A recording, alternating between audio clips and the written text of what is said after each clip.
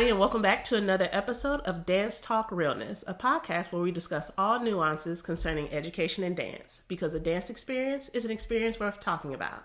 Today, I am joined by my lovely guest, Miss Sandra Atkinson. Hello! And she will be speaking with me today, continuing with our Keep It Moving series, where I talk with different educators on how they implement continuing to choreograph and perform on top of also being an educator.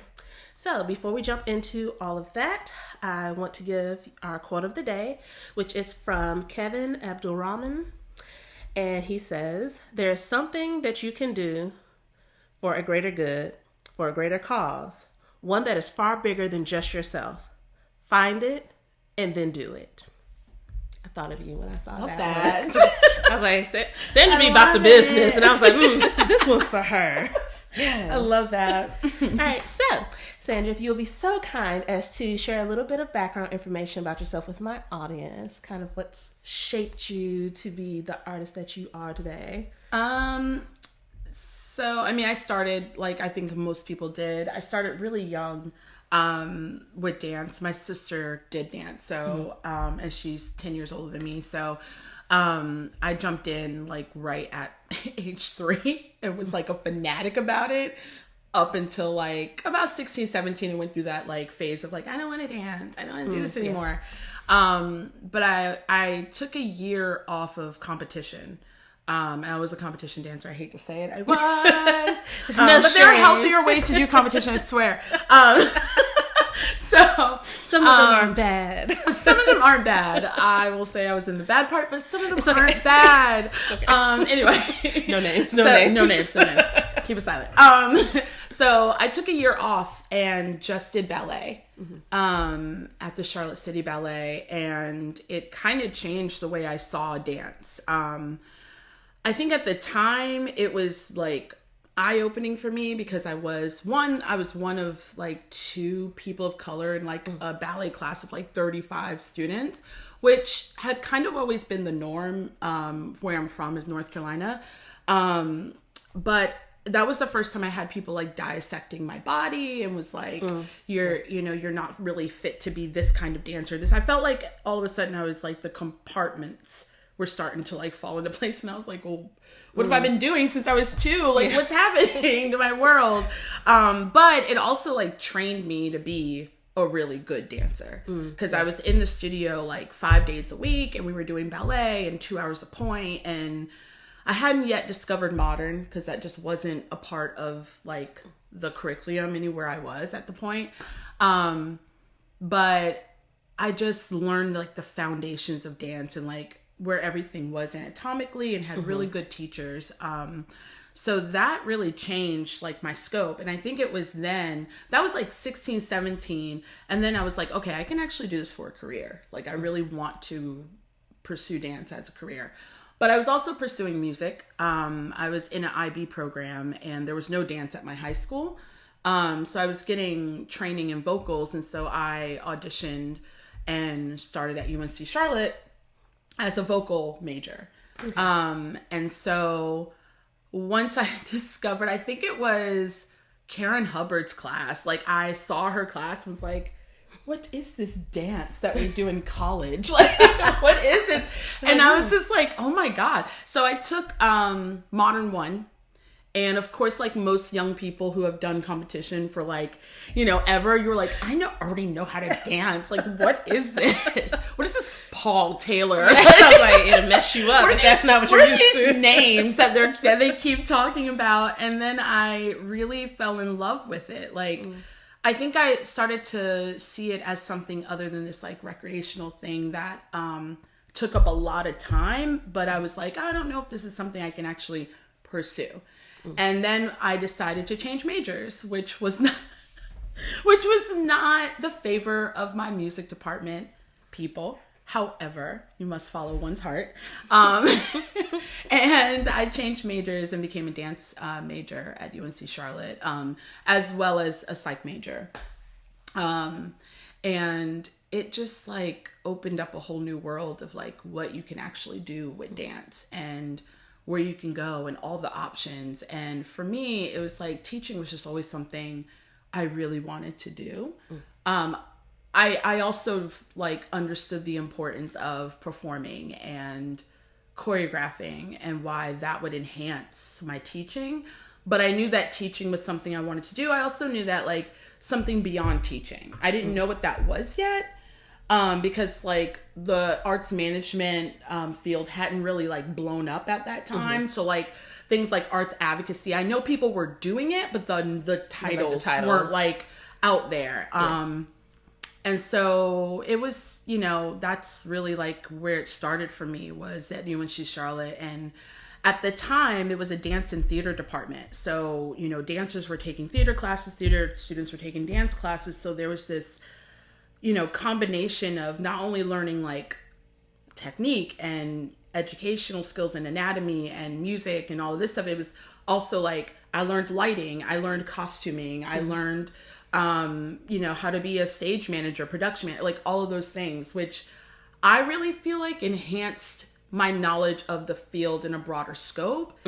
And so it really like set me up to be able to do a lot of things on my own. As a young company, classes would have been required, right? Yeah, because that is information that for those who, if you're not solely looking to just perform and just soak in what someone else is giving you, like if you're running anything, you needed that background information. And I mean, even just like you know, I took a class, text and movement, which was required, and that class like blew my mind. Like I understood that you could talk on stage as a dancer, but how like you play with like words and cadence and all of these things, and I was like, oh, this like tied in with like my music really well. But yeah, like I think that's when I was like, okay, there's a lot of things I can do now just based on this degree of being able to, of having to put myself into the production side of it as well as the performance and choreography side of it. And then I went to AU. Unfortunately, I got into AU with Naima, but I didn't get to study with Naima, and I regret that. But I did get to study with Sherry Barr, who was amazing and very nurturing and really helped me kind of hone in on what it is I wanted to do in the field. And from that moment on, it was like dance education was my focus, and I knew I wanted to perform and like soak in DC. And do as many things as I could. And I knew at some point I would want to start doing my own work, but I kind of wanted to like be a sponge for a while before even thinking about that. So I worked with Rima Fabers, for my thesis, which was a gift. Like, I guarantee she like made me cry so much, but it was so like I couldn't imagine. No, what I'm gonna tell you, there's two people that have made me cry, and I'm not a crier. Karen Hubbard in dance criticism at UNC Charlotte, and Rima just, I mean, I would give her a chapter, and she would be like, "This is no," blah, and like, and I was like, my work, my work.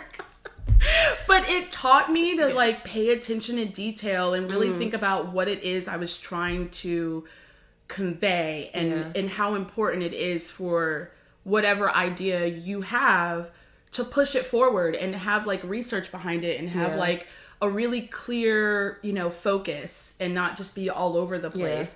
And it really, like, that process was brutal, but it taught me so much about my field and about what's needed in my field. Like, yes, we're performers and choreographers, but like being able to write and have curriculum and all of this stuff that like everybody else needs to see. Because we know what we're doing and we're so passionate about it and we know like how to do it, but it's like there's a lot of people that don't know what we do. And we need to be able to say that in words, like that they can understand. And that they can understand. And that was something I was like, oh, like, why is she being so picky and blah, blah, blah. And I was like, oh, this is why. This is why. You know, and that process was brutal, but it was such a gift. And I feel like I walked out of AU so prepared to like really jump into dance education. And I was just very fortunate the summer that I graduated to get 2 jobs at Montgomery College and at Northern Virginia Community College. And I jumped right into being an adjunct professor at 25, where most of my students were older than me. And I was like, all right, I got to go in knowing what I'm talking about, because these people are about to check me. Like, they're about to check me.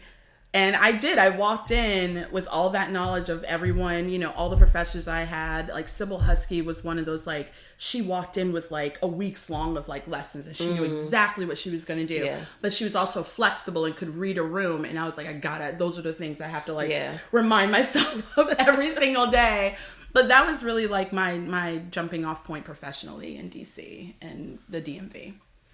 Awesome. So, my first question for you is, what are some of the roles that you find yourself trying to balance? I know everyone has this moment with this question. I know. Oh my God. I understand. I mean, I think the same roles everyone is, like life.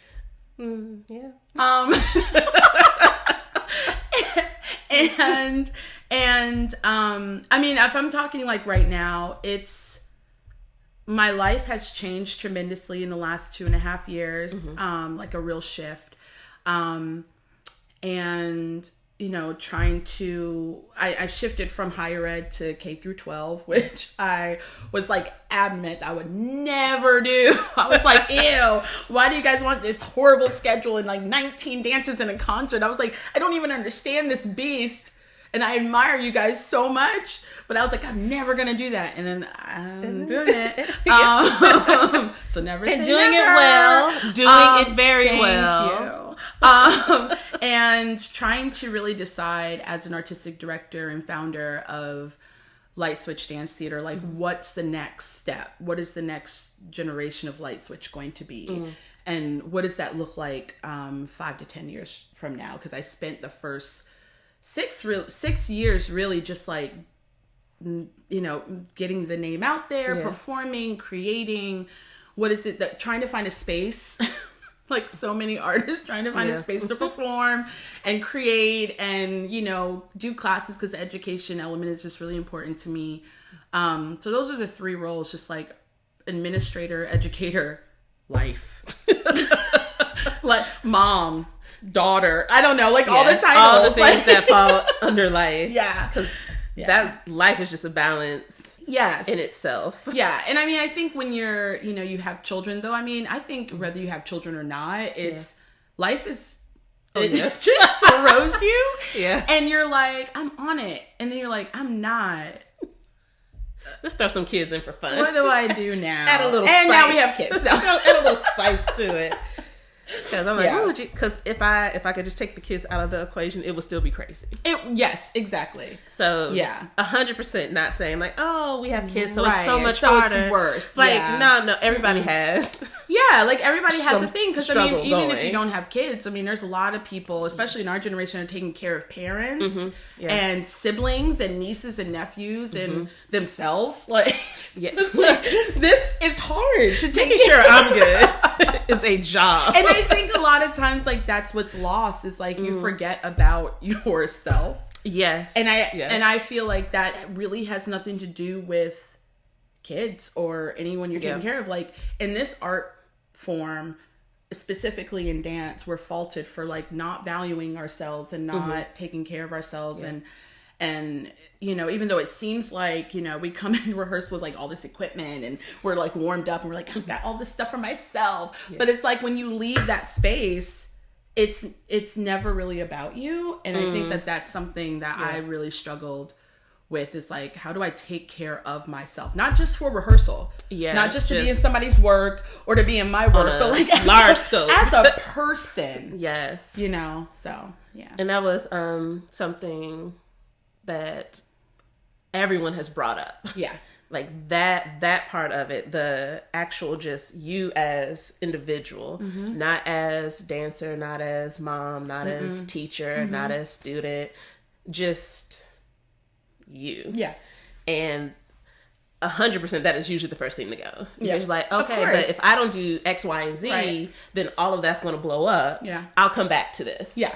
And you never come back to it. And then you never come back to it. And then never come back. And then, you know, there was a pattern for me for a long time where like every time a semester ended, and I hear this from teachers a lot too, like, or even like people that are on tour, it's like every time I'm done, you get a cold. Like, yes. deathly ill for like 2 weeks. And it's like, yes. Because your body is like, hello. It's like, stop playing. Shut right. it down. I'm going to shut it down. You're not going to do it. I'm going to do it for you. Like, I got you. And then you're Shut out. it down. And you can't function. And you're like in bed and you're gross and it's disgusting. And you're like, what am I doing to myself? Literally me at the end of every semester. I still haven't got, I was sick all Christmas.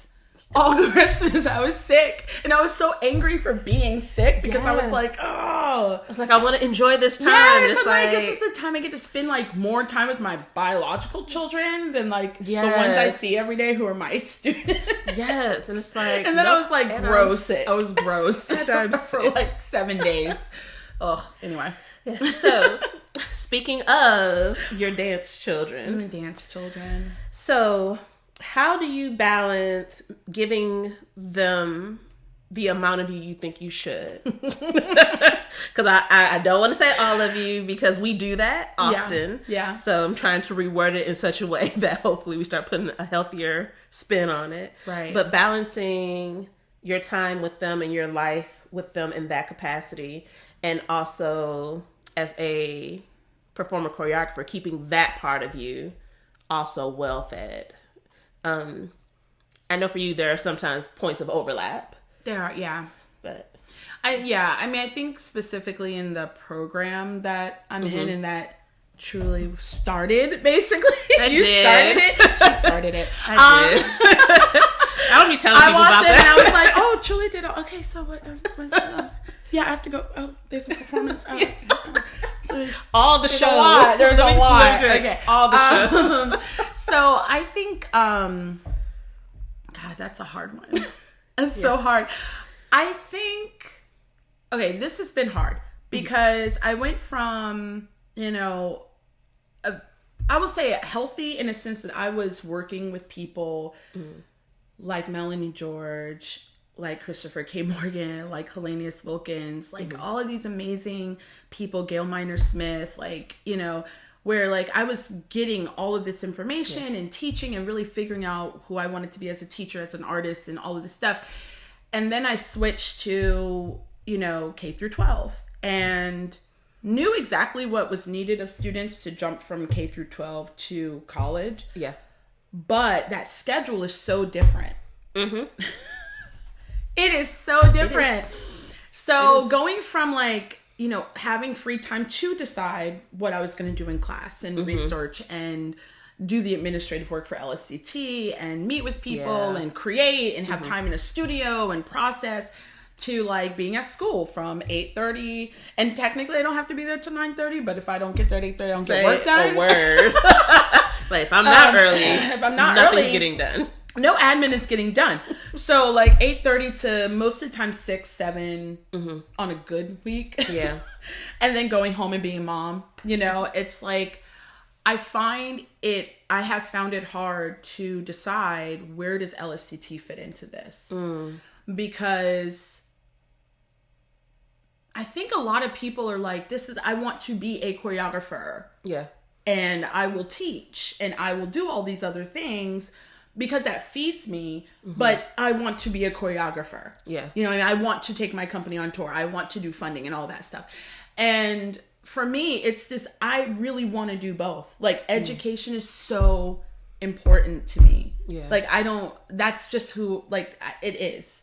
So I have had a really hard time trying to figure out, and LSCT is like my baby. You know what I mean? Yeah. Like, it's my baby. And it has allowed me to really decide what my process is as an artist, what's important to me as an artist, what's important to me as an artistic director, who I want to present, who, you know what I mean? Like, all of these elements of like, I want art to get out there into a community, and I want this to be, this thing that, socially conscious work, which a lot of people are doing, which is good. Like, we need that, but we also need all the other art forms, right? So it's like being able to figure out where to that fit in with education, with this new schedule.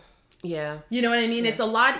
I would say it was easier for me as a adjunct professor, even though I was driving here, there, and everywhere and working at 4 different colleges at one time, there was that moment of the day, like for 2 hours, I wouldn't have class and I could sit down and be like, okay, this is, you know, the research I'm working on, blah, blah, blah. And now it's like 12 hours. I'm like, wait, what period is it? Good morning. It's 4 p.m. I'm like, oh my God. And then I'm like, okay, no, I have a show this weekend for LSCT. And have we done this, this, and this, and this? Now, LSCT has grown so that I have help, which is wonderful. And it honestly, without the people that help me, which is my performers, which is, you know, my admin, like all of these people that have helped LSCT be what it is, my board members, like it would not be anywhere if they weren't helping, because I really don't have the time now to take 2 or 3 hours a day to work on LSCT stuff. So it has been a real challenge, and it's really, but I will say it's forced me to think about the longevity of the company. It has forced me to think about a real strategic plan. What do I want this to do in 5 years, 10 years? Where do I fit into that? Is this something that I wanted to do for myself and for a community and start something, and then I say, okay, I've done that and that's okay and I'm happy with that and I can walk away from it? Or is this something that I'm like, no, I want my name to be on this for a while, but I want it to exist in this way? So it has definitely made me make some really, really hard decisions that I think I would have never made if I were still teaching adjunct and, you know, in a higher education setting. I probably would be in the same place. And now I'm like, okay, now I know exactly what I want from that part of my life.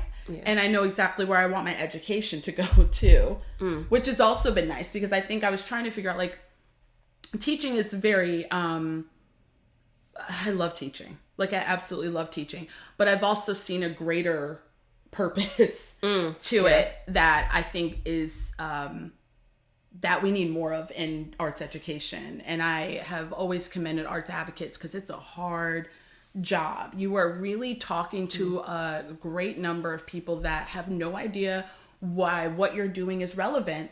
And that's like what has, I'm like, okay, now I know where my next 10 years is going for that. So I think, like, though the balance has been really hard and I've been struggling with it for 3 years, I have also made some really solid decisions about where I want both to go. And so now it's really like getting behind that and implementing those plans. You know what I mean? Because I'll say outside looking in, I always really appreciate people who they're like, they know that it is for them to take on that role of advocate. Because let me tell you who that ain't for.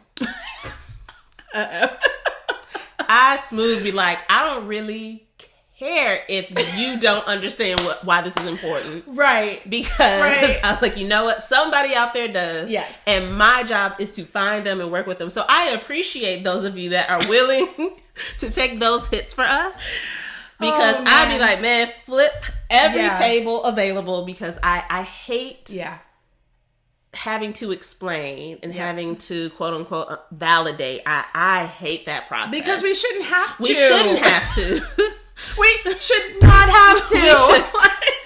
So thank you. You know, if no one else ever tells you thank you for being willing and being passionate about that, let me be on record as saying thank you, because I'm like, man, forget all y'all. I don't care. Gosh. I was like, all y'all can kick some doggone rocks. It has given me a greater appreciation, especially for people that do development.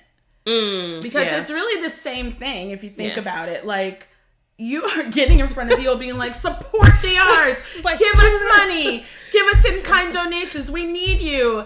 And I'm like, man, if they don't want to write me a check, like, whatever, like, my art. And you're like, but no, we need we need those advocates, we need those people, because guess who's not getting paid? Like, guess who's not, you can't pay dancers, you can't, nothing is free. True. And so, like, you need those advocates behind you who understand what you're doing and who are pushing to make sure it happens. And, when I first started LSC, I was like, well, if people want to support, blah, blah. And you're like, no, I really, no, but I actually want you to come. I actually really want you in the audience, because, no. Like, I actually do want that. Yeah, for sure. And I mean, I think there's also just like communities that really, like, I don't understand like how we moved from this like Greek, like everything was important. Yeah. You know what I mean? Like everyone learned everything because all of those things make you a holistic being who can function in the world, you know, and understand so many different elements and take all of that and allow yourself to decide what you want to do with it. Where too, like everything is like, and I'm like, what happened? Like why are the arts not important? They are important to everything. Sorry. But I'm sorry. Literally, it's like it shifted to being able to have that full holistic education. Yeah. Is only if you can afford it. Thank you. And that's the other problem. And it's like, okay, but yes. I'm 100% sure exactly everyone should be able to have the full holistic education. Yes. And that was the little bit of advocacy I would always do, that I'm like, the whole reason I wanted to teach was because I was like, but there's so many kids who have the desire, have the talent, have the ability, and they can't afford to go. Yeah. So their only way of getting exposed to this is that someone comes and teaches in the school. Right. And so, like, contrary to popular belief, I love teaching. Right. I just don't like raggedy kids. Like, there's... Not sorry about real it. Talk. Real talk. Like, I don't, like, if you come, you could be the absolute worst dancer possible, but if you're showing up, you're asking questions, you're giving your all, long way. Baby, you're passing my class. Yeah. Now, am I gonna write you that recommendation for somebody's company or somebody's program? Maybe not. Maybe I'll talk to you realistically. Yeah. But my job, to me, was to make sure that that opportunity was available. Yeah. Because then you end up with students like Miss Lopez, who, had I not been there to offer it, would have never had the opportunity. Right. And so many others like that, like I could, in fact, a couple of them have sent me, they was like, you need to have an episode with your kids on here. And I was like, okay, first of all, already thought about it. Right. Already thought, I was like, I was like, that has to be planned. Yes. Because it's gonna be lit. Because y'all don't know how to act. I was like, I need a space big enough. I need to be sure I can get all the angles. Right, yeah. Because it's going to be wild. Yeah. But so many of them, one of my she was one of my favorites. Everyone knows I play favorites. If you know me, you know I play favorites. It is what it is. I don't care. I taught everybody equally, but I did have preferred kids. So my baby Carla. Yes. That so many different obstacles were in place for her that she has told me on numerous occasions, had it not been for me and really pushing her and encouraging her through dance, her life wouldn't be where it is now. Yeah. And when I tell you, when that baby graduated, my biggest thing was, I was like, you need to leave. Like, I don't even care where you're going at this point. Yeah. You just need to go. You can go and come back. Yeah. But you need to go. Like, just go try to find something else. And so she is back in the DMV area. But she's teaching, she's choreographing, she's performing all over the place. Yeah. And every time she posts something, I'm like, hey, boo, so proud. I know. Oh, my God. And it's because she'll always like, oh, thanks, Mom. Love you. And I'm like, oh, my baby. Yeah. I mean, I have to say, like, that's, you know, a lot of people say, like, teaching is a thankless job. And it is. Oh, on a daily basis. Yes, it is. However, you know, there is a great joy in seeing, you know, these young people, sometimes not even young people that are in their middle ages that found dance or an art form that really spoke to them. And then, you know, you're presenting all these options to them they didn't even know that they had. And then they go out there and they do something magnificent with it. And that just like, you know, a lot of my MC kids, AU kids are just like going out there and they're doing all of these amazing things, you know, and it's just this like, I get great joy in looking at their lives and seeing all the wonderful things that they're doing. And, you know, I get a lot, I have still a lot of them that are here that are doing just amazing things and taking like all of the resources that this town offers and just like killing it. And it's just so wonderful to see that they learned an ethic of working, the rigor of the profession, and they went out there and they were like, I'm going to do this. Yes. And that is awesome. Yeah. Like, I think that for me is part of what makes figuring out the balance worth it. Yeah. That, obviously, yes, I want to see my own personal gave birth to them kids. Of course. Like the ones I pushed out, yes, I want them successful. Of course. Those are mine. Right. But in those moments where I'm like, oh my God, I've spent how many nights working on this piece for the students. Yeah. I've been at this many rehearsals. Yeah. I had to miss this thing for my kids to do this thing for students. I know. And that's a hard balance too. That's my least favorite. That's like, I think that, that's a hard balance. I think in the last 4 or 5 years, my children have been just Tony changed my life, period. Yeah. When she was born, I was like, okay, no more messing around. What am I doing with my life? Get it together. There is no more I think I'm just gonna go and try this thing and see how it feels. No, we ain't got time. It was all right, what do I have in savings? None? Yes. Okay, great. How many contracts do I need to take? All right, cool. How many schools can I work at and still see my child? Great. Okay. Yeah, literally that. How many summer intensives? Do I have that one day open an hour? I'll fill it. Yes. I'll fill it with a private lesson. Because I was like, my child, my baby. Yes. I want her to have everything. And then, 5 years later, I have Margot. And, it was just okay, now I have two. And they're so, of course, every child is different. Yeah. But it's just that time to be with them is... Yeah. You really have to figure that out. And I think even it's with children, because children hold you accountable. Man. You know what I mean? It's the same thing with loved ones too, but I think, adults understand the juggling, but kids, they hold you accountable. They will tell you, you're not here. And you're like, okay, but I'm not here because I was in tech rehearsal. And they don't care. And they're like, I don't care. They will not check you here real fast. And that's been the number one thing. I will say, not being on the higher ed, in that sector anymore allows me to work closer to home. Where I was traveling 2-3 hours every day. I was on the metro 3 or 4 hours every day. I was getting on the metro this is before they changed their hours, and I was on that last train at 12:45 from Rockville. But now I can go home. Yeah. I'm 12 minutes away from my house, thank God. I can take my children to school every morning. I can be home. I can schedule in time to make sure that Tony gets to Taekwondo and that Margot has all the things that she needs. And so it's that's a hard balance, because you depending on where you work, every demographic is different. I know that, and this too, that demographic at our school at Northwestern is an interesting demographic.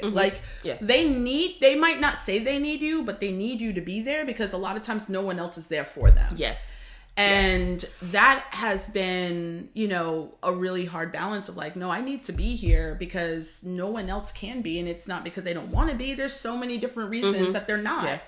But those students need that support, because a lot of them are coming from families where they don't understand why it's important that they're a dance major. Some parents don't even know that they're dance majors, and that's always interesting to me. I'm like, there's paperwork you must fill out. You signed, right? This. What? Did you not know that you're? What? Okay. Yeah, literally. Sure. You did know. It's in writing. It's not a club. They have class, right? It's 4 classes every day. I see. What are you doing? But that's the thing. You have to be kind of like a parent and a teacher, and you do need to be there for both things. But that's a really hard balance to figure out. I don't think anybody has figured it out. I think sometimes I appear to have done so. It looks good from this angle. Thank you. That is something like, right now it's not. I'm constantly battling with myself. Like, okay, I gotta be here, I gotta be there. Because both are important to me. Yeah. And I don't want my kids to grow up and be like, my mom was never around, but she was there for her dance kids. And I'm like, oh, that hurts, Yeah, So like, I am now, I will say, like, I have found a better balance, not even just for that, just like for myself. Like, I used to have rehearsals every single Saturday. Okay. And I was like, last year, I was like, I can't do this anymore. Like, I want to be with my babies. Like, I only get 2 days to really see them from morning to night. Yeah. And those 2 days are Saturday and Sunday. And if I can at all avoid it, I will try to be there. Even if they don't care, I'm there. Yeah. It's like, when your parent isn't there. So I'm going to be there. Even if Tony is like on Minecraft and she's like, oh, you're here. Yes. Cool. I'm like, yes, mommy is here. It's like, okay, baby, I'm here for you. Right. Right. But, and setting boundaries. I've never been good at that. I don't think anybody is. It's like, man, by the time I said it is. No, there's some people that are. Jackie? Yeah. Jackie Martin. Jacqueline Martin, you know how to set boundaries. And she's good. I admire it. I am inspired by it. Because I'm like, how does she live life like this? I need a tutorial. Guess what? No, that's not happening. She's like, so no. That is my day. Yes. Period. And I'm like, God, I need to do that. Yes, like she is really good at it. Because it's so important. And I don't think that a lot of times we realize how important that is. Yeah. And I mean, I will say she's been a huge, like, just inspiration for me to be like, no, the word no. Because I'll say yes to everything. Yes. I will say yes to everything. And I've gotten really good in the last couple of years of just being like, no. And not caring what anybody thinks about it. I think for a while I would say no, but then agonize. Yeah, over I'm still in that place. I'm like, well, I'm not there. And oh my god, is this gonna happen now? Like, what's gonna happen? Yeah. Oh my god. And because you know what? Other people have no problem saying no to you. That is true. And so why am I dying? Hello? No. Now I will say the first time that I was able to do it without agonizing over it was when I left. When I left the county, that was the first no that I was just like, no, I'm not coming back. I was like, I am fully aware many a person will be up in arms about this, right? But because I am so good at not letting people know when I'm leaving places. I've done that multiple times, multiple schools that I feel disappear. I'm out. Because folks always they was like, so how did the kids take it? How'd you tell them? I'm like, I don't know. I don't know. They new teacher let them know that they were permanent. I don't what you want me to? I am not a substitute. I am your teacher. I was like, that's how they found out I wasn't coming back. Oh my gosh. And what's funny about some of it sometimes is that now, the last couple times I've done it, is that I still had to see those kids places. Of course. Yeah. Because the world is very small and you still see them and they're like, huh, for real. Interesting, I'm seeing you here. For real. And I'm like, yeah, for real. Hi, how are you? Hope you're doing well. Yeah. But yeah, I'm really good at it because I always hated saying, no, I don't like dealing with the fallout. Right. Yeah. And as confrontational as people like to make me out to be, I hate confrontation. Right. Yeah. I'm like, no, I would much rather everything be smooth sailing. Right. Yeah. And we just do what we got to do. Yeah. And so I would let people who I'm like, okay, I have to tell my boss I'm not coming. Right. So I would tell them. Maybe. But it depends on the boss. Yeah, no, there's. I'm just kidding. There's a recent one on the list that definitely got a same day situation. I ain't coming back. Yeah. You got it. No. Because. Yeah, I mean, I think I was really the last couple of years I was at Montgomery College. I mean, Montgomery College was it was my first position that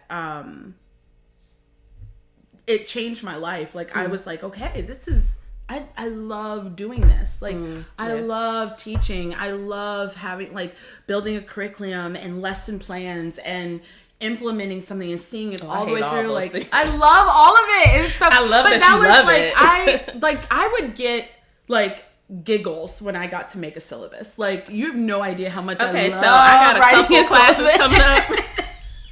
I love it. I'm gonna call you. But like, you know, seeing the progression of students from like the moment they walked in the door, and I had the joy of teaching level 1 through level 4. And in college, you know, that's like a hodgepodge. Like you might get somebody at level 1 who's been dancing since they were like 3 years old, and you might get someone who's like has literally that first step in the studio. Yes. You know, and you have to find out a way how to like that challenge is a wonderful challenge. And it teaches you so much about yourself, your patience, like what you can do. It constantly, you know, makes you think about methodology and how you're, you know, verbalizing, how you're showing, how you're doing, like all of it. But it was really hard for me to not be there. You know what I mean? And it got to a point where I was just tired of like having to work 9 jobs. Cause I'm going to just put this out there, people. Adjuncts make nothing. I'm going to tell you right now. Nothing. There were students that I had that worked in fast food, that worked in retail, that were making more than me. Oh, yes. 100%. And I'm like, okay. It's like, what am I got doing? the degree for what? Right. Like, what am I doing with my I life? think, you know, I think the whole notion of an adjunct were professionals from the field, from the community coming in and sharing their knowledge. Yeah. Then there was this shift where higher education was not hiring full-time professors to save money, right? Yep. So then you're just hiring people they're hoping, okay, this is my step in the door. Yeah. This is a step to becoming a full-time professor. This is a step to becoming a fellow. This is a step to all of it right here. I was like, okay, I'm going to take these jobs and in like 5 years, I'm going to work and like, you know, build my creative resume, build this, build that, build, and I'm going to get, and that shift really happened. I will say between like 2006, 2008, not in 9 was like, there was just, you know, 30 adjuncts in each department and 1 full-time professor. Which it's not fair to that 1 full-time professor because there's duties they have to do. Yeah, that they can't to make up. They can't really share it, and so they're killing themselves, and then you're killing yourself to work like 9 jobs and not really being present in any of them because you're constantly traveling from here, there, and everywhere. Yeah. You're exhausted. Yes. You also want to do all the creative, you know, opportunities to show that you're dedicated and all of this stuff. So it was a real challenge for me to leave, but I knew that I had to, and that was the first time I was like, no. And this was before I even knew PG was hiring. I was like, I'm stepping out. She's like, I'm gone. I have no plan at all. No job lined up. What am I doing? Nothing. LSDT will carry me. I'll make work. Like, I was like, what am I doing? Sis. And I was like, but I'm a nonprofit. Like, who? What nonprofit carries anybody? So there's that. But I had one of those moments where I was at work and I was like, I'm exhausted. I don't even know what day it is. I don't know who I'm teaching. Yeah. Like, I'm tired. I was there that night until like 2 a.m. because of a show that I was doing because I felt like I had to. And I remember standing in the office with a colleague of mine and he was like, you don't owe anything to anybody. You have to make decisions based on what your needs are.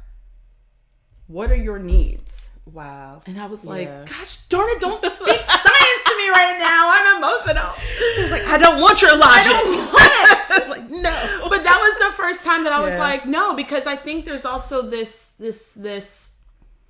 thing that, you know, especially when you're a young artist or a young educator, you have to prove yourself. You have to prove that you can choreograph. You can prove that you can perform. You have to prove that you can teach. You have to prove that you can, you know, do all these things, and it runs you ragged. And then in the end result, you feel like nothing has changed. Yeah. You know what I mean? And you keep seeing all these other people doing all these wonderful things, and you're so grateful to see that, but you're like, what am I not doing?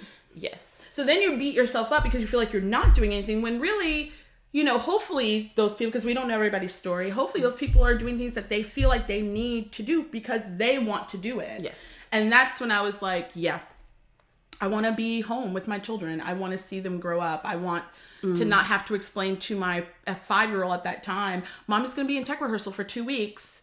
Yeah. But I love you and I'll see you in 2 weeks, okay? Like, what the, like, what? Like that's a conversation. Like that's a real conversation. Yeah. Because I really had to be like, hey, I'm going to see you in the mornings and the times that I'm with you, no cell phones, no anything. I'm totally yours. But I got tired of that. Like, I don't. Who wants to get that speech from a parent? And there are a lot of parents out there that have no choice. Yes. You know what I mean? There are a lot of people that have no choice, and I do. Yeah. So for me to not take that choice and to really step out and really say, okay, I've done all of these things and I know I have a long way to go, but like I need to also trust that I've done these things and have gained enough knowledge to be able to carry myself. Yeah. Why am I not doing that? You know what I mean? So I think I don't know if anybody knows the balance, but maybe we'll get there. Like, I think it's a stepping stone every day. I think, every day it's something different. And I think we're all working to get to, a place where we can get through all things and still have a balance. But I think it's just a life thing. Like you just figure it out as you go. Yeah. Like it is a day by day, hour by hour. Because something always throws you. You feel like you have always it something. And then something throws you and you're like, darn it, we're starting all over again. You know? That was me this week. Right. Like, thought I was good. I was wrong. Yeah. Like, the last 2 weeks, I was like, oh my God, why is like every day feeling like a week? Like every day felt like a week. And I was like, why am I so tired? Why is all like, what is going on? And, I still haven't figured that out. But I was like, something's got, you need to take a mental health day. I mean, one of my kids was like, Miss S, you need a vacation. But and I was like, baby doll, you are right. You're like, yes. However, there are some other life goals that Mama's trying to save for. So I'll get that vacation later. But thank you for noticing. Oh my God, how tired do I look? Yes, look, I legit had first of all, you're not supposed to tell people they look tired. I know. 100% had someone tell me that the other day. She was like, you look tired. Are you okay? And I was like, I mean, no, I'm not, but dang. Thank you. I don't know, because I'm like waking up and I'm like, I know I am tired, but you're like, I look good though. I'm okay. Yeah. I'm okay. I'm like, make a selfie, and you're like, yeah, I'm glowing. That filter, you're like, look, clearly. And then you're like, not glowing over here because I was like, wow. I was like, sis, I am tired.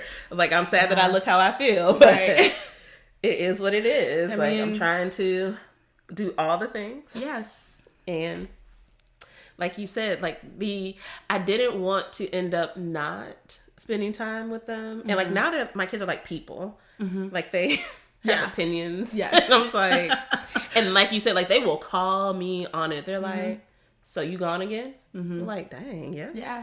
Like, sorry. Yes. Yeah. They're like, oh, okay. Yeah. Yeah. When you coming back? I'm like, why are you checking me? Like, can we not do this right now? And so I was like, okay. And so for me, it was the opposite. That now that I'm not doing K-12, I have the time. Yeah. Like now I'm the one who's picking them up. Right. I was always the one taking them to their extracurriculars, but now I'm not doing work at the same time. Right. I would be driving to drop them off, and I'm like, stop talking for a minute because I'm listening to this song because I'm choreographing because we got a show coming up and I have to make sure this is done. Yep. And so now first of all, like I don't get paid enough. About to have to find 10 more jobs. Trying to figure this thing out. Yes. But schedule wise at the moment. Yeah. I have the space to spend time with them and not be dead tired when I'm spending time with them. Yeah. I have time to try to think about focusing on choreography because time to do my own homework and research. Yeah. And it's it's nice. It's a nice change. I'm like, it's only been a few months. And I'm just like, ooh, this is... It is. Is this how people be living? Right. People be having time to do research? I know. Now that is something that I had to like figure out. Like, I went to my friend Holly. Oh my gosh, she was at Northwood for a long time. She's still there, but she's moved to admin now. And I went to her dance concert about 7 years ago. And I was like, yo, why is there 22 pieces up in this concert? I was like, there should be a solid 6 or 8. She was like, it's a concert for like the whole and I was like, but like, that was me. That was like, how long are these pieces? I was like, how long is this show? when I I'm thinking like college, like 12-15 minute depth substance, like we're about to get bang them out 3 to 5. 5 is the long piece, right? 3 to 5. And I was like, how do you do this? And she's like, you just do it. You just do it. And I realize now, I mean, it's a totally different process. Yeah. And it's a totally different goal. Right? Yes. Like, you're not trying to, you want there to be artistry because you do need to, show students that there's something more to dance than just like tricks and how many turns you can do and what your split looks like, of course. And there's a way to do it and have substance, but it is like, okay, what do these students need at this time? And where's their technical skill right now? And what can they do without being stressed out? And really fully jump into. And how do you do that in 3 to 5 minutes? Because I am one for the long walk. Yes. I love the long, 8-minute walk across the stage. Take your time. Focus on that speed. Feel those level each changes. Part of your foot come in contact with the floor. I'm here for it. Heel, ball. Yes. 1, 2, 3, 4, 5 toes. Feel every single I'm part building of it here, people. I haven't even gotten to the phrase. Yes. Wait for it. And now I'm like, okay, and fine. On the stage, you're missing. Let's go. Let's go.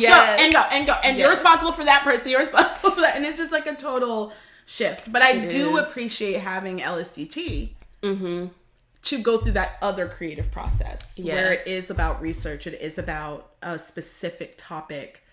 And diving into that and having that long process where you are really bringing, something to the forefront that will start a conversation, that will continue a conversation. So it is nice to have those two things if that's your thing. Because some people, that they want to be an educator and that is what they want to be. And I commend that and love that because it's needed. Yes. But for me, that's the real wonderful balance. It's like I have 2 opportunities to do both, Yeah, and I, that was what I enjoyed. Because when I finally had the outlet to be able to do something more thought-provoking, then I was like, okay, I don't feel as bad now that I'm like, nah, y'all got 3 to 5 minutes. This is what we're talking about. Yeah. Even though I still did it. Right. And we would still have 19 to 22 pieces. Of course, yeah. And like Marcina will always fuss at me. She's like, why are you doing all of that? She's like, that is too much. Right. You need to bring that back in. That's why you're going crazy. Yeah. And I'm like, I don't know how to not. But when you look at how many classes you're teaching too, those kids need a modern piece. They need a real ballet piece. They need a jazz piece. They need, a musical theater piece. They need a cultural piece. They need, and then you have your comprehensive classes that need to be on stage for the first time with the dance ones and, to be able to do a piece from top to bottom and be responsible and held accountable for their work. Yes. So there's all of these things that need to happen. And when you look at how many classes you're teaching, if you took away anything extra, that's still 10 to 12 pieces on a stage. Yes. Yes, it is. So it's kind of hard not to have that many pieces because God knows I have tried. Yeah. I was like, we're going to do 8 pieces. I was like, I have 10 classes. I was like, I'm sorry. I was like, that ain't going to work. I'm sorry, I lied. Take it back. We're going to have more than that. Yeah. But. Yeah, I think part of it for me was that I'm like, I always charged for my shows. Whatever pushback I dealt with, I was like, I don't care. You'll pay to go to see a game. Yeah. So you're going to pay to come see these kids Or you'll go to the mall and spend $10 on a meal. Thank you. I'm like, no, you will pay and come see these kids and the work that they put in throughout the semester. Yeah. So I always charged. And so to me, if I'm charging you for a show, I want you to get your money's worth. Yes. It will be at least an hour and a half show. Yes, for sure. So we're going to have for sure a good 20 something pieces.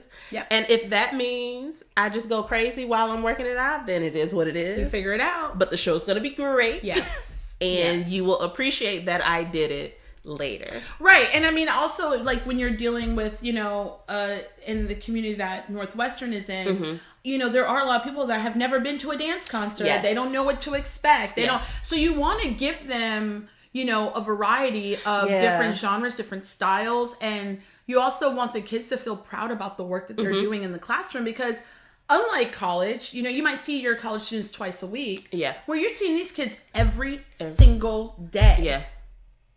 You know what I mean? You have to dress out every single day. You know, you're not able to come to class in like your sweats and like whatever t-shirt you threw on, and like, you know, you're just able to like walk in and be like in the process. No, like you're in your blue leotard, your tight every single day. So you need to reward them with like, you know, this is what that work allows you to do. Yes. You know, because when you are out in the field, you know, depending on what company you're with or whatever you have to do, I mean, that's the work you put in to get it to the stage. And so, like, they deserve that, and the community that we're serving needs to see it, so that they appreciate it in a different way, because it does open up a lot of eyes to, like, oh, like, this is a real thing. Like, yes, it is. It's a real thing. It has real value. Oh, okay. See, this is why we need advocates like you, because sis, I got sick of people, because there was one rant moment, slightly off topic. Left turn, people. Left turn. At the location. Yes, at the location. Adult teacher told that child that they could not have a career in dance. Oh, like, what are you going to do with this? And I'm like, oh my, no, that still happens. I'm literally in the building doing the thing. Yes. I'm doing it. If nothing else, they can have this full government check that you're getting every 2 weeks regularly with the benefits. So could you not tell that lie? Yes. But they're so, and it's like people get stuck in what they think dance is. And we need people like you to let them know, because I'd be like, man, fuck you. And I'm that's not the appropriate Let me tell you, if answer. they didn't know, now there is a segment in my newsletter that comes out every 2 weeks where it's an article about how dance functions in society, because not the people that don't know genuinely don't know. Those articles are really for the people that are like, why do they have to be at rehearsal? Why is this important? You guys are never going to do anything with this. And most of those people are other educators, which burns me to the core, because I'm like, are you serious right now? I'm going to ask you off record if one is still there that would legitimately always go, well, I used to dance. I'm like, I used to be a virgin, but here I am with 3 whole kids. We all used to be something. Yes. Tavisha got mad at me for saying that to somebody. Because I'm like, I'd be good for it. I'm like, we all used to be something. Yes. What's that got to do with the conversation? I mean, at one time I thought I was going to be an Olympic swimmer. I mean, like, where did that dream go? I legit thought I was going to be an English teacher at some point. I mean, I thought I was going to be Dominique Dawes at one point. But I mean, we all used to think and do something. I'm like, but because your goals changed does not now invalidate those who are continuing on in that thing and you chose not to do or couldn't do. Listen, we all make choices. Yes. And that's all I'm going to say. Because like, we all make choices. So, sorry you used to be a dancer. Not my fault that you're not anymore. Sorry moving forward. Like, sorry for you. Yeah. Because I got a list of names. A list. But I'm just like, oh, y'all. Raggedy. So I do want to make sure that I get to your topic that you proposed to me. Yes. Which we've been talking about. We have. Yes. So let's go a little bit more into this idea of pushing for the youth through dance education, and especially with youth that are of color. Yeah. and I mean, I really feel ignorant for this, and I think no, I do. Sorry. I mean, I was just like, that's a great way to start. No, I mean, I love it. Here's the deal. So, like I said, when I was growing up, it was my norm was to be the only person of color. Yes. You know what I mean? Like, I think, there was one studio I was with for 4 or 5 years where there was like a handful of us. And that was it. And so for me, this field has always been like, I know I might walk in somewhere and be the only one, and you just go. You do. You keep moving forward, and you don't let that stop you at the door. And then I started teaching in a demographic where it was the complete opposite. And I was like, my first year, I was like, what do you mean you didn't go to the audition? Why didn't you go to the audition? And they're like, because I was the only person of color. And I'm like, well, duh. Like, yes, like, that's the thing. Like, you still go in. Duh. Like, but no, you know what I mean? But like, that was like a real thing. And so I was like, oh my God, like that. I don't know. I felt really, I guess I had just never been on the flip side of it. Yeah. And so I didn't even know that was like a thing. Cause we're taught from day one to push through. Yes. To move forward. Nothing holds you back. Man, I've been learning. Keep going. Apparently, that memo that we got, everybody didn't get that. A lot of people didn't get that. And I was a lot of people didn't get that. I was like, yo, your parents ain't teach you this? And it's like, wow. Exactly. And so, not only have I always been a person who just, I really want to see the continuation of the arts and education. Because yes, you can do it at a studio. You can do it recreationally. But not everyone has the income for that. Yes. And even people that do, it is a huge expense. And I don't think people understand that. Huge expense. Like, even if you have the money, it is a huge expense. And I just feel like I started seeing a decline at Montgomery College specifically, of people of color, of dance students in general. And I was like, what's happening? Yeah. Like, really, what is happening? Like, when we can't fill classes that have always been filled, you know what I mean? Yeah. Like, it was just, and college is getting more expensive on every level. People think that only, private universities are. No, it's all. No, it's all. And a lot of those private universities have wonderful endowments that allow them to keep going, where state institutions don't. And so you're like, okay, well, there's all of these opportunities. Like, where are the students? And it doesn't start at higher ed. It starts in K through 12. It does. And even if a student doesn't, pursue the art, to have that knowledge in your body, to have that knowledge intellectually, like, we go to the multiple intelligence. It's all of these things coincide. They need to, in order for you to be a creative thinker in general. Yes. Right? Because creativity lives everywhere. It does. Like, period. Like, you can't do any job without thinking creatively. So I just feel like we have to push youth to keep moving forward, even if they're getting pushback, especially from family. That's a huge. That's a hard one. That's still, a huge thing. I don't care how many newsletters you send down. I don't care how many dance concerts you have. A lot of times they get to they're in it to win it until that senior year, and then all of a sudden it's like, oh, I'm gonna go do this, and you're like, especially in a sense where I'm in a program that is comprehensive and major. So, for my comprehensive students that are in Comp 4, if they're like, I want a minor dance, I'm like, that is a win. Yes. Like, awesome. Like, I want to continue to dance on campus with a club, or I want to, do band dance. I want to do dance team. Like, I'm like, yes, like, awesome. Because or I just want to take a class, or I want to take an art class. Like, that means it's in their bodies. They want to move it forward. You're talking about future audience members. You're talking about future administrators. You're talking about, gamers who are using movement to do gaming. Like, there's all of these different ways that art forms live in society. But when I'm looking at my dance majors who are in class twice a day, every day, plus rehearsal, after school, for 4 years, and then you're not going to pursue it, It's like, what were you doing? Why are you doing this? Like, this is not easy.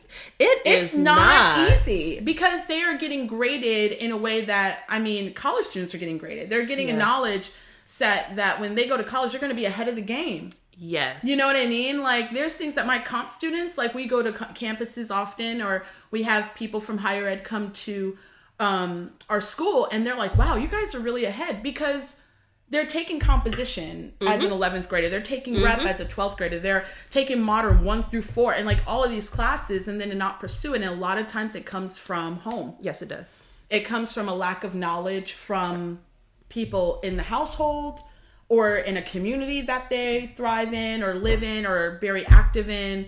And it's just like this question of, well, that's not real. Mm-hmm. So, like, the only real thing is if you're going to medical school, or right? If you're and going it's to that law same fight school. that I think, you know, all artists have been fighting for ever. It's not new. Yeah. But, you know, I think a lot of times I hear people like, oh, I don't want to teach that for, you know, this grade. And the only reason I didn't want to do it is because I knew what y'all were doing. I knew the schedule. I knew the rigor. I knew the 12, 13-hour days. Like, I was like, ooh. No, y'all got it. Like, y'all are amazing, amazing educators. Like, y'all are on a level I am not yet. Okay? But, like, I just see this, you know, pushback from adults, this pushback from other educators. And I feel like the more that we make this a norm in education and not like this new thing, the more that it's like living everywhere in education, the less work we're going to have to do to be like, this is valid. Yes. This is valid. This is valid. It needs to live everywhere. So my goal has been to advocate, because the problem is it's hard to be a teacher and advocate. Yes. You're an advocate every day. Yes. You walk out, you're standing in the hallway getting kids in the room without a cell phone. That's advocacy. Like, you're an advocate every day. But there's like a whole nother step, and there's policy making and laws and all of these things that prohibit the arts from being supported. There's all of these, you know, the whole quantitative versus qualitative assessment.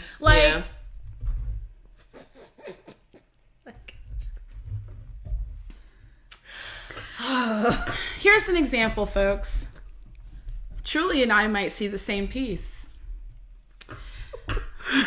I'm going to give it a number since we have to make it quantitative. I might give it an 8. Truly might give it a 5.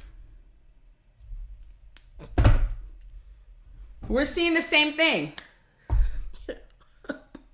Because it's an art form. Yeah. But see, but that's a thing, and there's a lot of people that don't understand that do not. It doesn't work that way. We don't exist. It doesn't work that way. No y'all. art form does. But we don't live there with you. Like, we just do not. And see, the closest to me, my opinion, the closest I think you can get to that check a box, is music. That's the closest you can get. Yes, because there are right and wrong. Yes, like, either you play that note or you ain't playing that note. Or you are not playing it. Like, exactly. But that is the closest you're going to get. And music is the closest to music. I mean, you know, numeracy and music go hand in hand. Yes. So, yes. But, you know, but even guys, so, if we're thinking aesthetics, if we're thinking, like, what a person likes and dislikes, like, all of these things that form, you know, but I think, you know, there's just this, I think youth get very excited about something, and then there's all this pushback, and it's hard as a person that is young to fight for something. It is. And so you need people that are knowledgeable in the field and that know that it doesn't just exist in education, performance, and choreography, that you can do so many things. So many things with dance and any other art form. That it really contributes to you as a person in any field, to be honest. That was a thing that I really tried, because I'm like, you know what? I'm okay if none of you major in it. I was like, but can we just take a moment and look at the ways that dance will benefit you regardless of what you do? Exactly. Especially with the non-majors in particular, because I'm like, you are the future audience. Right. You are potentially the future administrators. Like, you need to see the You value. are the future doctors who need to know anatomy and understand anatomy. You gonna in save a way. some dancer's life because you understand how the body works and how the dance body needs to be able to work. It is beneficial. Yeah. Like, you will have a perspective that no other person in your field will have. Exactly. And it's like, no one wants to believe that. Right. Even though we have these amazing scholars that have written it, that have studied it, that have researched it, that have put it out there into the ether. I'm like, nah, it ain't true. The research is there. Like, I don't need to write a book about, the research is there. It has been done. That is part of why I was like, so why don't you be like, here's sick article of 1, it. 2, 3, 4, book number 5, 6, 7, 8. Like, it's there. The It people are exists. doing the research because everyone in the arts knows that we have to Yes. constantly prove that it's valid, that it's relevant to everything. And so, oh my God, it's like potty training. right. It's like, yo, Go like, to the bathroom. I don't need to go to the bathroom, but you do. but you do. Yeah. And like, these are the steps I need you to take so you are successful at this. And I Yes. need you to understand Yes. you need to be able to go Yes. to the bathroom. Like, Yeah. I need you to do this. Yeah. And they're just like, nah, I'm gonna pee on myself. It's Right. like, It's like, but why? but baby. Like, why are you making this choice? Why would you Why? choose this? And it's Yeah. like, nah, Yeah.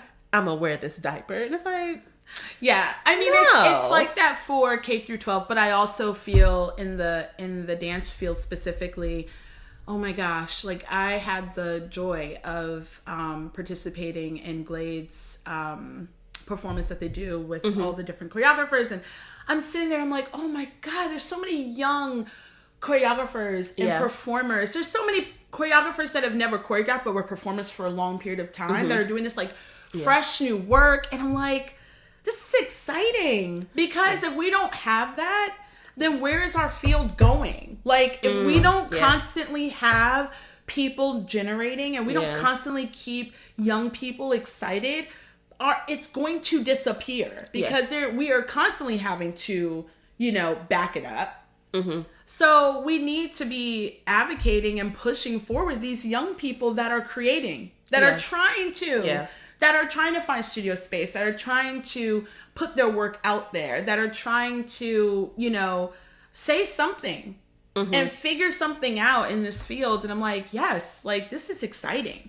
Because I'm going to be very honest. Like, people are like, you don't want to teach dance for it? No. I do not want to be 80 years old having to come up with a phrase. No.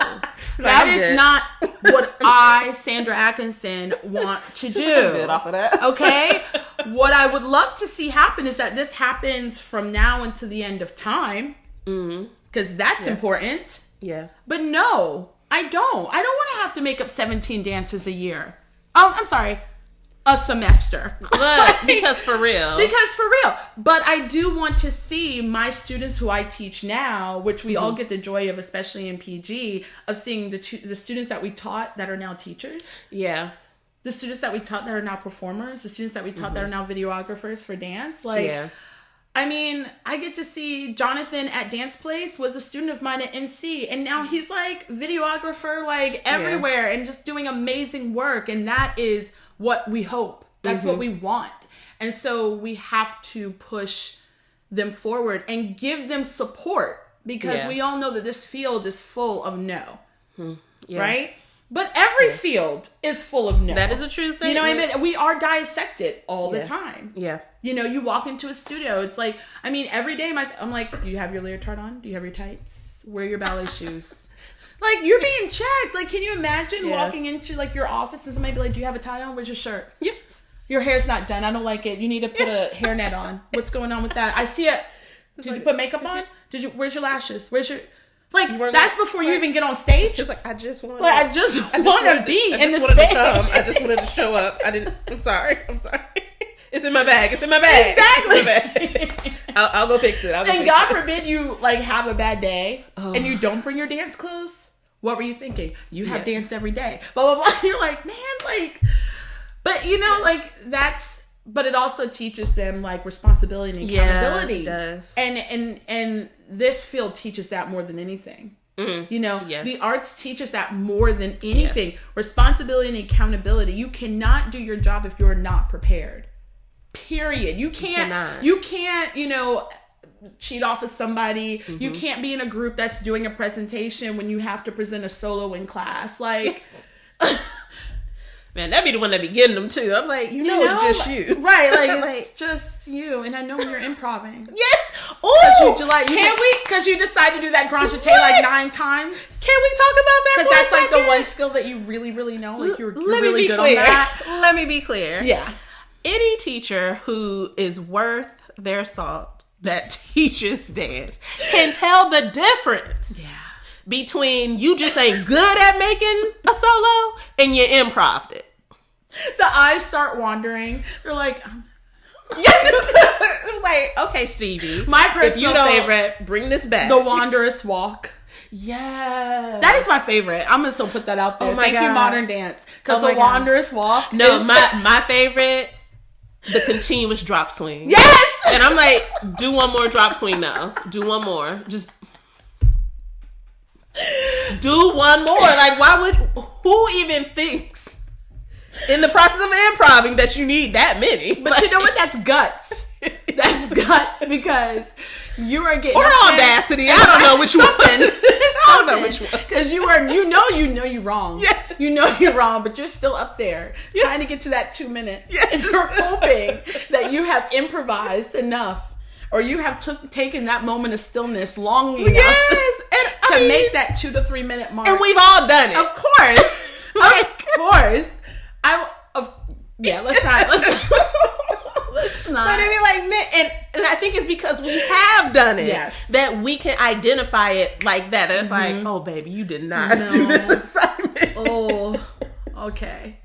But you know what I mean? Like, that kind of responsibility and accountability is something that is just so ingrained in you when you're an artist. And no matter what field you go into, that really shapes what you can do.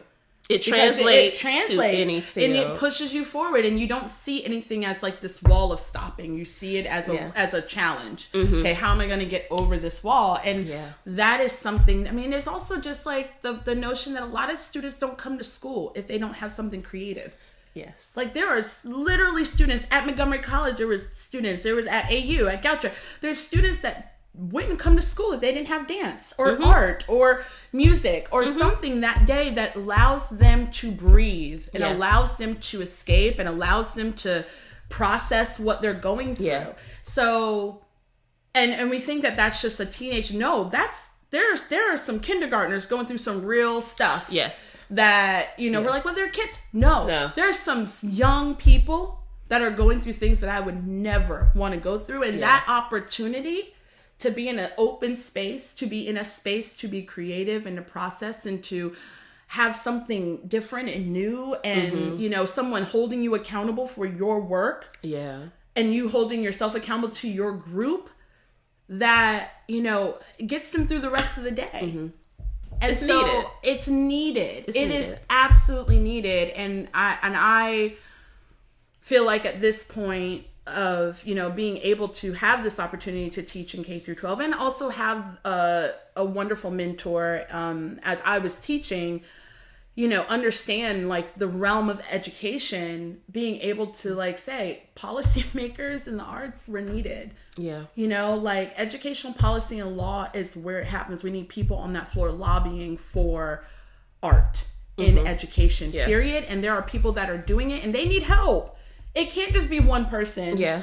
You know what I mean? Like, it can't be. Like, we need more. Because we can ignore one person. Exactly. We need more. We need more. Yeah. And so, there's so many young people that have so many wonderful things to say and are really going to be the future of this art form. And if we don't want to see it go away and diminish and become irrelevant, then we need to be advocating for them. We need to be pushing them forward and working with them and helping them find their space and their voice. And that doesn't take anything away from us as artists. If anything, it adds. I mean, I learned something from my kids, from other young artists, from other artists who have been doing this for a long time but are finding their voice as an administrator and as a choreographer. I learned something new from them every day.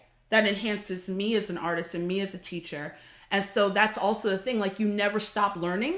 Mm-hmm. And so we need people to continue to do this so that we can continue to learn. Yes. And implement and push forward this thing that we all know is valid and needed, you know?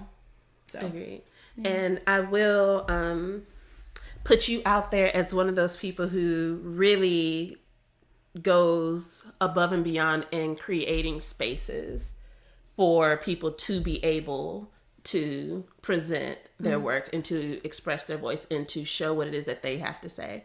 And when I tell you that is greatly appreciated, because I am one of those people that she has allowed on more than one occasion, just that willingness to really push the field forward that unfortunately is not commonplace, and hopefully we can get it to become that way. Yeah, I think it's hard because, you know, I mean, I'm very fortunate to have Capitol Hill Arts Workshop where is, you know, that's where Light Switch lives. But I know how hard it is to get studio space. I know how hard it is to try to pay your dancers for rehearsals. I know how hard it is to get the funding and make sure production costs are paid, and then the people that are presenting are paid, and like all of those things. Like, they're so hard to just create dance. Yes. Once you're out of school, that's another thing. Like, young people don't understand. Like, once you're not at school anymore, you're lucky if you get to take a class. Because unfortunately, we have to charge a lot for classes because there aren't enough people going to classes, which means we can't afford to pay teachers. So there's all these things of like, you know, we need to be really working together. And there are some young people, like there's a student at AU that just created Dance Space, the app, and it's awesome. Like, it helps you find rehearsal space.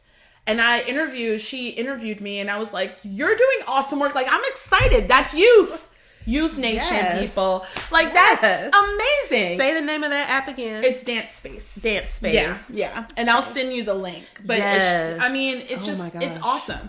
But like, rehearsal space is super hard to get. It is. Finding a stage to perform on, period. That is hard. Because, you know, yes, we all love site-specific dance, and that's a focus of mine. Yeah. Because I like the aesthetic of what a space can do, and I like what it does for you, especially if there's a specific topic that you're working in. To be in a specific space really matters.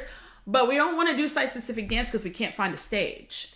Exactly. That's a problem. Like, I want to do site-specific because that's what I want to do. Right. I don't want to do it because no one will give me a space to perform my work. Yes. You know, so I feel like that's, you know, and I've gotten the opportunity from other people to present my work. And so if we all keep paying it forward, it helps, you know, everybody else continue to do the work, you know? And I understand that for some people, it's not something they want to do because they fought so hard to get that space. Yes. And I get that. Yeah. I get that. But it's also like prohibiting. Yes. It's prohibiting the community. It's prohibiting the art form from sustaining itself. Yeah. Right? So we gotta think outside of ourselves and really push forward. Because if we don't, right, who is? Yeah. All right. So before I let you go, we'll wrap this up with my ultimate dance trio question. Everyone is usually livid with me by this point. Ooh, okay. So your goal is to just give me 3. I understand. And you can thank Jackie for this question. Oh, God. She just threw it out randomly, and she was like, you know who I think might have difficulty with this? Sandra. And I was like, I'm going to use this question. So you can thank Jackie. Oh, I'm already like nervous. Okay. So, if you could have dinner with 3 artists you consider dance greats, who would they be and why? You only get 3 though. Oh my God! Everyone does not. I'm tearing up. So Jackie, you were correct. Oh my God! Okay. Oh my God! Dance artists. Okay. You want me to open that up wider? Because I narrowed it down. I figured wider probably would not be beneficial. And these are people I've never met before? They can be people you've met, people you haven't met. Anyone that you consider Like, Holy. yes, I want to spend this time with you, breaking bread, picking your brain. You only get 3 though.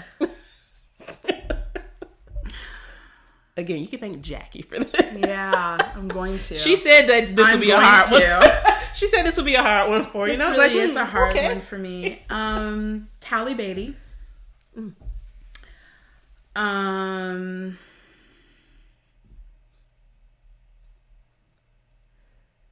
Jose Limon. Yes. That's yes. It's like it's this third one that be. Third one. Be getting folks. It's okay. Oh my God.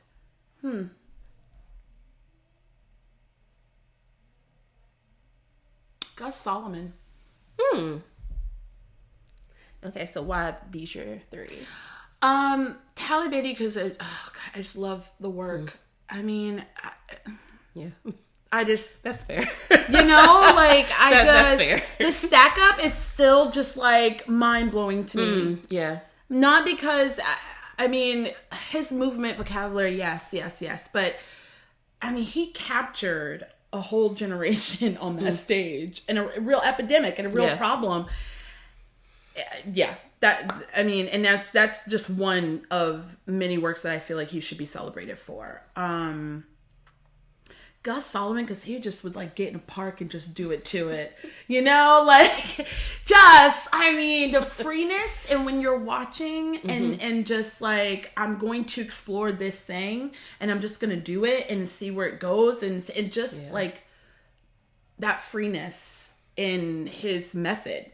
I'm sure everybody has a method, but just like, you know, I remember being in dance history and just watching some like random videos, and I'm like, this man, like, he's on a tree, and I want to be on that tree, like, and he's doing all this amazing, and it wasn't like he was just, you know, I mean, he was moving and taking up space in vast spaces, which is, I love when people take up space. Oh my God, I love it. And Jose Limon, because I think we all know his technique. I mean, I love. Yeah. Woo! Like, I don't want. I'm not one of those people that's like certified in a specific technique or like whatever. But if I could go back, And do one and just dive into one, other than Catherine Dunham, because I mean, let's be real. I'd be struggling in them Dunham classes. But if I could dive into one, I could, like, really, it was from like, the beginning. Oh my God. Woo. Yes. That yeah. And also, I mean, Latinx Hispanic representation in modern dance fields, that is, you know, still there's not enough Latinx Hispanic, you know, there's not a lot of representation of a lot of different races in modern dance, which is weird because we're, you know, modern is so all encompassing, but what that experience was like at his time. Yeah. You know what I mean? And to what was that for him? You know, and how did his culture feed that cultural identity feed into his work and that social identity, and how did all that feed at the time that he was doing it? Like, I feel like we all know him and we know that he was Latinx Hispanic, but like, we don't know what that was for him and the people he was working with and at that time. And so those are the 3. I mean, that's a horrible, oh my God. Like, I really wanted to cry because I was like, oh, this person, of course, and like, I haven't seen this person in 10 years, and like, oh my God, I'm so sorry. Oh my God, yeah, you can have another dinner party for them. They just can't be at the ultimate one. Yeah, I think those are my 3. They're all men. Oh, hashtag feminism. It's too late. No, take back. Okay. Oh man, now I feel bad. Okay. No. Don't feel bad. Man. Don't feel bad. It's okay. Okay. All right. I failed as a woman, but it's okay. This is why I enjoy the ultimate dance tree. It's like an existential crisis for everybody. I know. I'm like, oh my God, hashtag woman with a Y, and now I failed that. Oh my God. Okay. Like, literally. It's like, it's okay. It's fine. And on that note. And now I feel like shit. On that note. We will bring this to a close. So before I close everything up, where can everyone find you and your company and your works? Nowhere I hide. No, I'm just Oh kidding. my God. She's lying. So my company's at Capitol Hill Arts Workshop in DC Southeast. But you can find Light Switch Dance Theater on any social media, Twitter, Facebook, Instagram, Tumblr. I think Yes, Tumblr. One of my young interns set up a Tumblr. I think it's still active. Tumblr. Yeah, Tumblr. You've been on there in a minute. Young people, Youth Nation. And then I'm everywhere as well, on all the things. It's so much work to be on all the things, but I'm on all the things. It is. And I live, I feel like, at Northwestern High School, which, you know, if you ever want to choreograph or do a masterclass, we'd love to have you. You have to go through all the proper channels. Yes, there are lots of forms. Do not be misled. I would love to have you, but there's a process. So let me just be very clear. But once you get through the process, they will probably pay you on time. Yes. Trying to be a better person, it's not working out. Oh my gosh. But yes, so yeah. Okay, so thanks again for joining us here at Dance Talk Realness. Please be sure to follow us on all the platforms. Every time I list them, I always forget something or I add something that I'm probably not on. I won't be on Twitter, so just let me put that on out there in the universe. I keep trying to explain to people me and technology. It don't be working all the time, but you can 100% see us, find us on Facebook, YouTube, Instagram, Apple Podcasts, Spotify, just all the things, just wherever you can listen. Make sure you follow us and be sure to engage in the conversations because I want you all to be a part of this process. So make sure you... Yeah, you know what? I think I'm actually good. Just check it out. I said that. Look, child, it's been a day. It's been a week. I'm not going to fix it in post either. I'm glad she's doing Let this. me be clear. This is amazing. I'm not fixing it. If you don't know the struggle be real sometimes, you now know it be real sometimes. So looking forward to talking to you guys soon. See you next week. Bye. Bye.